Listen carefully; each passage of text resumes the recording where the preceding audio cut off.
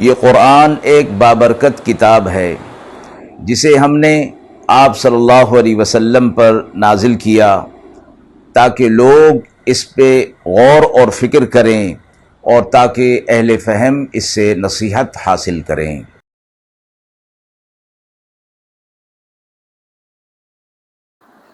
بسم اللہ الرحمن الرحیم۔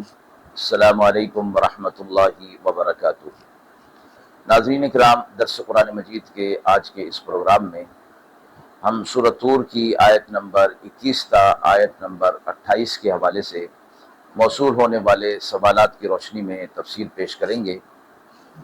مذکورہ آیت کے حوالے سے پہلا سوال ہے کہ آیت نمبر 21 میں اللہ تعالیٰ نے فرمایا ہے کہ جنت میں نیک لوگوں کے ساتھ اولاد بھی شامل ہوگی بشرطے کہ وہ ایمان والے ہوں۔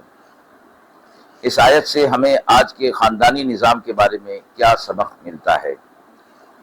دوسرا سوال ہے کہ آیت 26 تا 28 میں جنتی لوگ دنیا میں اپنے خوف اور اللہ کی طرف رجوع کا ذکر کرتے ہیں۔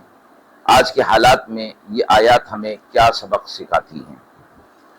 اعوذ باللہ من الشیطان الرجیم، بسم اللہ الرحمن الرحیم۔ والذین آمنوا واتبعتهم ذریتهم بإیمان ألحقنا بهم ذریتهم وما ألتناهم من عملهم من شيء كل امرئ بما كسب رهين وأمددناهم بفاكهة ولحم مما يشتهون يتنازعون فيها كأسا لا لغو فيها ولا تأثيم ويطوف عليهم غلمان لهم كأنهم لؤلؤ مكنون وأقبل بعضهم على بعض يتساءلون قالوا إنا كنا قبل في أهلنا مشفقين فمن الله علينا ووقانا عذاب السموم إنا كنا من قبل ندعوه إنه هو البر الرحيم۔ آیات مبارکہ کا ترجمہ ملاحظہ فرمائیں۔ اور جو لوگ کہ ایمان لائے اور ان کی راہ پر چلی ان کی اولاد ایمان کے ساتھ، پہنچا دیں گے ہم ان تک ان کی اولاد کو، اور گھٹائیں گے نہیں ہم ان میں سے ان کے عمل کا کچھ بھی۔ ہر آدمی اپنی کمائی میں پھنسا ہے، اور ہم ان کو زیادہ دیں گے میوے اور گوشت جس چیز کو وہ چاہیں گے۔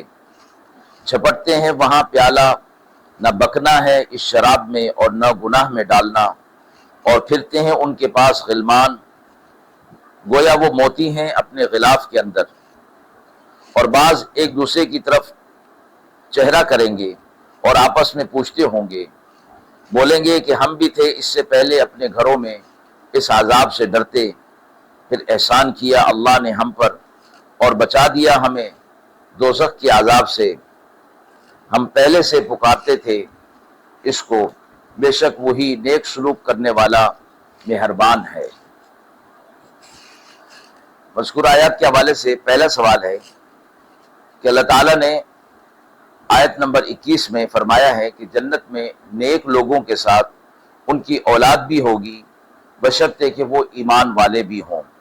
اس آیت سے ہمیں آج کے خاندانی نظام کے بارے میں کیا سبق ملتا ہے؟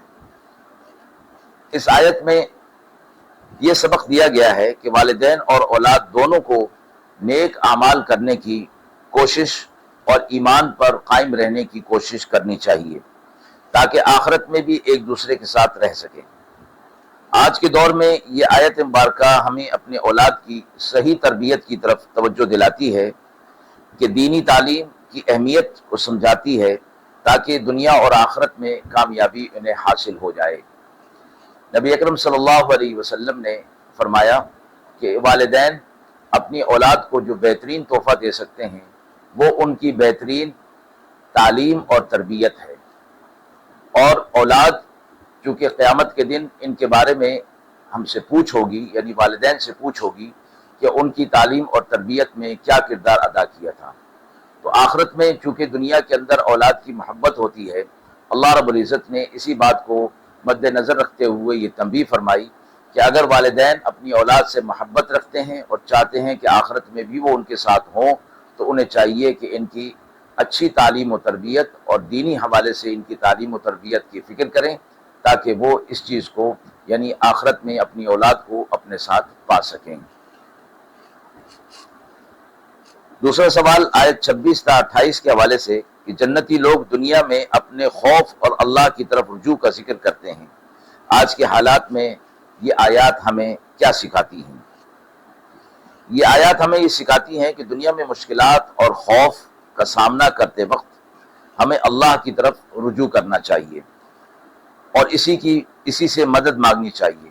آج کے حالات میں جہاں انسان مختلف مسائل کا شکار ہے، یہ آیات ہمیں صبر، دعا اور اللہ تعالیٰ پر مکمل بھروسہ رکھنے کی تعلیم دیتی ہیں تاکہ آخرت میں بھی دائمی کامیابی حاصل کی جا سکے۔ ناظرین کرام، ہم امید کرتے ہیں کہ مذکورہ سوالات کی روشنی میں جو تفصیل پیش کی گئی وہ آپ کے لیے قابل اطمینان ہوگی۔ اس حوالے سے آپ کے بھی کوئی سوالات ہوں تو ضرور کمنٹ باکس میں دیجیے، انشاءاللہ ان کے جوابات دینے کی پوری کوشش کی جائے گی۔ وآخر دعوانا ان الحمد للہ رب العالمین۔